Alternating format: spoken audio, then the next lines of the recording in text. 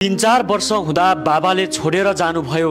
बाबा कस्तो हुनुहुन्थ्यो त्यो सम्म थाहा छैन मलाई।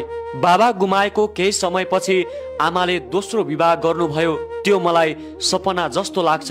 रोल्पाकी 22 वर्षीय बालकुमारी बुढामगर एउटा भट्टी पसल गर्दै आफ्नी बहिनीलाई पढाइरहेकी छिन्। आफूले पढ्न नपाए पनि बहिनीले पढेर आफ्नो भविष्य बनाओस् भन्ने उनलाई छ। बालकुमारी भन्छिन्, भट्टी खोलेर बस्ने मेरो रहर हुँदै होइन, बाध्यता हो। मान्छेले नाना थरी भन्ने गर्छन्, तर सहेर बहिनी र भविष्यका लागि निरन्तर आफ्नो कर्ममा लागिरहेको छु। दर्शकहरू, आज हामी रोल्पाकी 22 वर्षीय बालकुमारी बुढामगरको कारुणिक कथा तपाईँ माझ प्रस्तुत गर्दैछौँ। भिडियो कहाँबाट हेर्दै हुनुहुन्छ धेरै भन्दा धेरै सेयर गर्नुहोला र मन पर्यो भने भिडियोलाई लाइक अनि तपाईका मनमा लागेका कमेन्टहरू कमेन्ट बक्समा गर्न नभुल्नुहोला भन्दै लाग्छौँ यति बेला बालकुमारीसँग गरिएको कुराकानी तपाईँ माझ प्रस्तुत गर्नतर्फ। बहिनी नमस्ते। नमस्ते सबैजनालाई। के नाम बहिनीको? मेरो नाम बालकुमारी बुढामगर। मेरो घर सुनचौरी गाउँपालिका 3 बाहिरी काम। कति वर्ष हुनुभयो? म चाहिँ अहिले 22 पुरा भएर 23 मा लागेको छु। 22 वर्ष भएर 23 वर्षमा लाग्नुभयो। हजुर। भट्टी पसल सञ्चालन गर्नुभएको रहेछ? हजुर। होइन, कति भयो भट्टी पसल चलाउन थालेको? 2 वर्ष पुरा भएर 3 साल हुन लाग्यो। 2 वर्ष पुरा भइसक्यो? हजुर। ओहो। अनि 20 वर्षबाटै तपाईले भट्टी पसल चाहिँ सुरु गर्नुभएछ? हजुर। तपाईँ एससी दिएर भट्टी पसल सञ्चालन गर्नुभयो? हजुर, एकदमै। एससी भन्दा बढी पढ्न पाउनु भएन? हजुर, पढेन। गाह्रो पढ्दा पढ्दै छोड्या। किन छोड्नु हो नि? बाध्यता थियो, पैसा थिएन, त्यही भएर। पैसा थिएन? हजुर। अनि तपाईले यो भट्टी पसल गरेर कति पैसा कमाउनुहुन्छ बालकुमारी?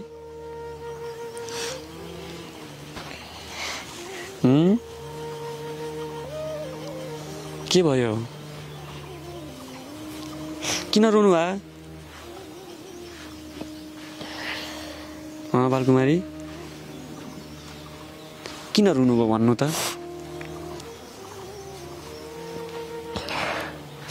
भन्नु न, किन रुनु भयो? मैले त धेरै कुराहरू भोगेछु सर। भन्नु न, आज मलाई सुनाउनु। म तपाईँको त्यही दुःखका कथाहरू सुन्न, सुखका कथाहरू सुन्नका लागि दाङबाट यहाँ आएको छु।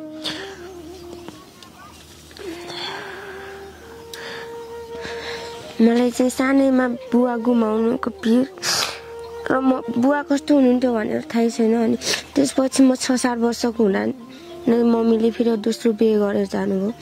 त्यही भएर मम्मी बुवाको माया भनेको कस्तो हुन्छ भनेर पाएन। त्यही भएर चाहिँ है। कति वर्षको हुनुहुन्थ्यो बुवाले तपाईँलाई छाड्दाखेरि? मलाई थाहा भएन सर। थाहा भएन? बुवा देख्न पाउनु भएन? नै, देख्न पाएन र फोटोसम्म छैन मसँग। कस्तो हुनुहुन्थ्यो भनेर थाहै छैन। कसैसँग खोज्नु भएन मेरो बाबा कस्तो हुनुहुन्थ्यो, कतै फोटो छ कि भनेर? तर मैले खोज्ने धेरै प्रयास गरेँ, फोटो चाहिँ पाएन त्यति बेलाको जमानामा। खोइ मम्मीले सोधेको, मम्मीले चाहिँ बुवा कस्तो हुनुहुन्थ्यो भनेर सोध्ने बेला चाहिँ मम्मीले चाहिँ ठ्याक्क त जस्तै थियो, तँलाई हेरेर तेरो बुबाले नहेर नि हुन्छ भनेर भन्नुहुन्छ। तपाईँ जस्तै हुनुहुन्थ्यो अरे बुवा? हजुर। मम्मीले भन्नुभयो? हजुर। अनि मम्मी पनि 6-7 वर्ष हुँदाखेरि तपाईँ छोडेर जानुभयो? हजुर, म अलिअलि मात्रै थाहा पाउँछु। मम्मीलाई कान्छो बुवाले लिन आउँदा चाहिँ अलिअलि थाहा छ। सपनामा जस्तै लाग्छ, म त्यस्तै 6-7 वर्षको थिएँ होला। बहिनीले चाहिँ केही थाहा पाउँदैन। अनि मम्मीले चाहिँ साँझको टाइममा जानु लाग्नुभयो। अनि मम्मीले चाहिँ म बहिनीलाई लगेर जान्छु, तिमी चाहिँ यहीँ बस, मामाहरूसँग बजेहरूसँग बस भन्नुभयो। अनि मैले चाहिँ खुट्टा पसारी रोको मात्र अलिअलि याद छ सर। है? हजुर।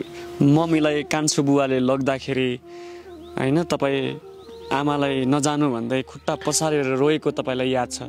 हजुर, म नि जान्छु भनेर खुट्टा पसारेर रोएको चाहिँ याद छ। अनि मम्मीले चाहिँ म लग्दैन, बहिनीलाई मात्र लगेर जान्छु भन्नुभयो, त्यति मात्र भन्नुभयो।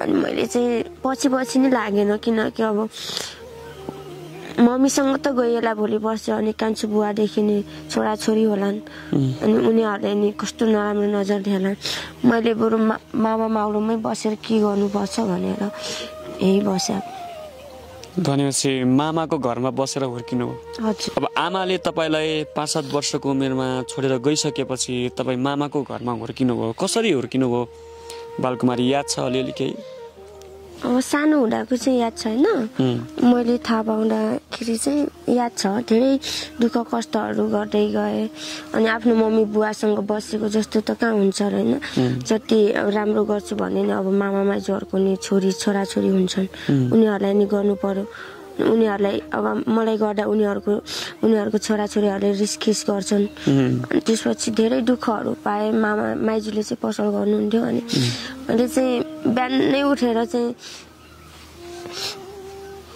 भन्नु न सम्हालिनुहोस् नरुनु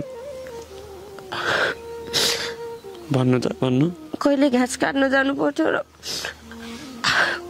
कहिले मकै खन्न जानु पर्थ्यो अनि आएर खाना नि राम्रोसँग खानु नपाई स्कुल दौडिन्थे साथीहरू त्यति बेला छोडेर गइहाल्थे साथीहरू 1.5 घन्टाको बाटो हिँडेर स्कुल जानु पर्थ्यो साथीहरू यति बेला आधी घन्टाको बाटो हिँडिसक्यो होला भन्ने बेला चाहिँ म हेर्दैखिन्थेँ र उनीहरूलाई मैले खोला उकालो लाग्ने बेला नै भेटाउन जान्थेँ किनकि बाध्यता थियो दौडी जान्थेँ उनीहरू मस्तले कुरा गर्दै जान्थे र म साथीहरूसँग धेरै सङ्गत नि गरेन किनकि उनीहरूको मम्मी बुवा छ उनीहरूको मम्मी बुवाको माया पाछन् मैले भने मम्मी बुवाको माया भनेको कस्तो थाहै भएन र त्यही भएर प्रायः म एक्लै हिँड्थेँ अनि स्कुल बल्ल जान्थेँ स्कुल नि राम्रै थियो अनि त्यसपछि चाहिँ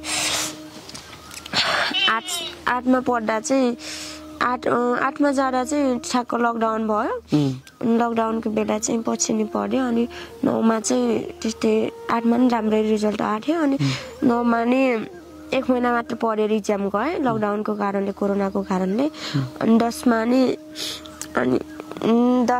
त्यस्तै 1 महिना मात्र पढेर इक्जाम गरेँ अनि गर्दै थियो राम्रै आएको पढ्ने त मन थियो के गर्ने सब कुरा पैसाले गर्दो रहेछ र साथमा आफन्तहरू नि मम्मी बुवा नि हुनुपर्ने रहेछ भनेर धेरै कुराहरू भोगेछ निकै दुःख सङ्घर्षहरू गर्नुभयो मामाको घरमा बसेर हुर्किँदै गर्दा पनि होइन आफ्नै बुवा आमासँग बसेको जस्तो हुँदो रहेनछ होइन अनि पढ्ने इच्छा थियो सर पढेर के गरौँला भन्ने थियो तपाईँलाई पढेर चाहिँ मैले नर्स बन्ने ठुलो लहर थियो तर त्यो सपना चाहिँ त्यही चकनाचुर भयो तपाईँको बाल्यकालको सपना इच्छा हजुर नर्स बन्ने थियो हजुर मैले चाहिँ स्वास्थ्य विषय चाहिँ एकदमै के अरे राम्रो लाग्थ्यो र मलाई चाहिँ धेरै सजिलो पनि लाग्थ्यो अनि मलाई नर्स बन्ने मन त थियो तर के मन मनैमै सीमित रह्यो भनौँ भन्न कसलाई भन्ने न त बुवा हुनुहुन्छ न त मम्मी हुनुहुन्छ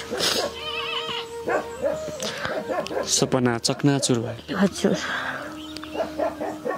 अहिले भट्टी पसल सञ्चालन गरिरहनु भएको छ हजुर कस्तो लाग्छ तपाईँलाई मैले मेरो बुवा आमाको साथमा भएर पढ्न पाएको भए नर्स पढेको भए नर्स बनेको भए होइन के हुन्थ्यो होला कस्तो ठाउँमा हुन्थ्यो होला अहिले भट्टी पसल गर्नु परिरहेछ भनेर कहिलेकाहीँ खिन्नता पनि हुन्छ होला तपाईँलाई होइन लाग्छ दिनरात टेन्सन लाग्छ बाध्यता छ मेरो कसैले लहरले गर्छन् भनेपछि मेरो चाहिँ बाध्यता छ किनकि मेरो साथमा बहिनी छ बहिनीलाई पढाउनु छ बाध्यता छ धेरै किसकिस सहनु पर्छ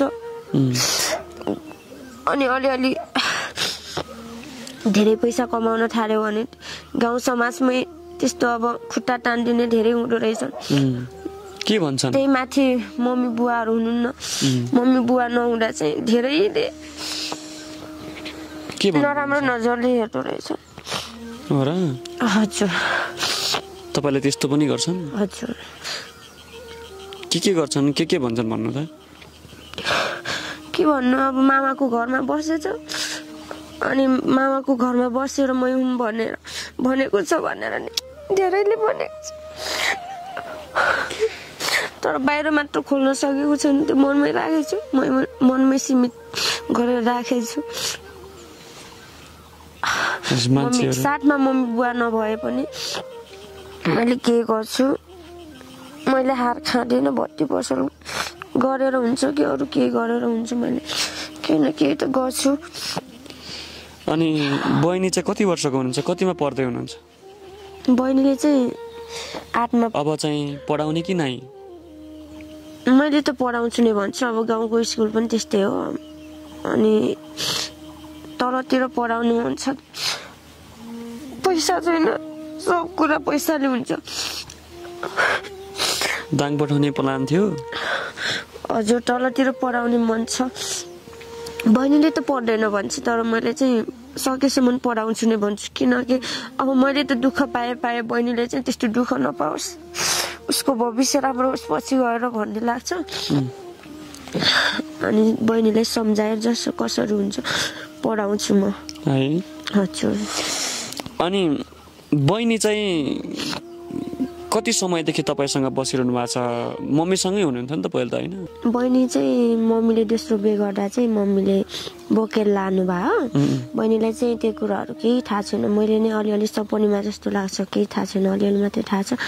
अनि बहिनी चाहिँ मम्मीसँगै बस्यो। अनि बहिनीले चाहिँ भाइलाई, अब मम्मीले भाइलाई हेर भनेर पढ्न नि नदिने। अनि त्यसपछि चाहिँ बहिनीले 7-8 वर्षको हुँदा, अब म त यता थिएँ, अब बहिनीले ल्याउने भन्दा कसरी ल्याउने, होइन? आफूलाई चाहिँ कति गाह्रो भइरहेको छ। अनि मम्मीसँगै हुनुहुन्छ भनेर चाहिँ त्यस्तो लाग्थ्यो। अनि बहिनी चाहिँ मसँग बसेको चाहिँ 2 वर्ष भयो। 2 वर्ष भयो। हजुर। तपाईँ ठुलो भइसकेपछि जब भट्टी पसल गर्न थाल्नुभयो, भट्टी पसल सञ्चालन गरिसकेपछि म आफै पढाउँछु, आफै लेखाउँछु, मसँग राख्छु भनेर तपाईँले बहिनीलाई ल्याउनु भयो? हजुर, 1 वर्षपछि लिएँ। भट्टी पसल गरिसकेपछि 1 वर्षपछि लिएँ मैले। देखि अब हामीले दुइटैले मिलेर के गर्नुपर्छ, अलिक सहज हुन्छ कि मलाई साँझ बिहान भए पनि अलिक सहयोग हुन्छ कि भनेर, काममा अलिक सहयोग हुन्छ कि, र म आफै पढाउँछु भनेर चाहिँ लिएर आएँ।